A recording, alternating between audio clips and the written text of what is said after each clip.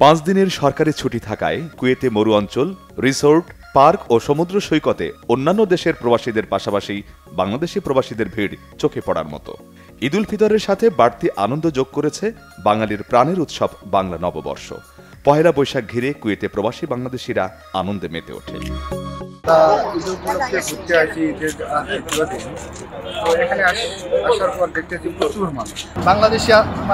বাংলাদেশি প্রবাসী বাইরে এখানে একটু বেশি, খুব ভালো লাগতেছে আমাদের। আজকে অনেক এনজয় করছি আমাদের ফ্যামিলি নিয়ে।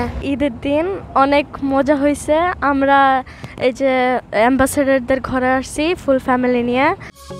পরিবার, স্বজন, বন্ধু বান্ধব মিলে পর্যটন ও দর্শনীয় স্থানগুলোতে বেড়াতে দেখা যায়। প্রবাসীরা মিলে ঈদ পুনর্মিলনী ও পহেলা বৈশাখের আনুষ্ঠানিকভাবে উদযাপন করতে দেখা যায়। আমরা মূলত এই ধরনের অনুষ্ঠান করে থাকি নতুন প্রজন্মকে আমাদের বাংলাদেশি সংস্কৃতিকে তুলে ধরার জন্য।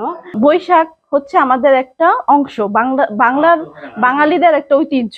তো আমরা সেটা আয়োজন করেছি পান্তা ইলিশ। কুয়েতে নৈসর্গিক ও কোলাহলমুক্ত এলাকা গ্রিন সিটি খ্যাত অফরা ও আবদালি অঞ্চলেও ছিল বাংলাদেশিদের ভিড়। এছাড়াও Kuwait tower, Souk Sharq tower, Shaheed park, Avenues, Marina beach, Malia beach সহ বিভিন্ন দর্শনীয় স্থানে পরিবার পরিজন, বন্ধুবান্ধবরা আনন্দ আড্ডায় মেতে ওঠেন।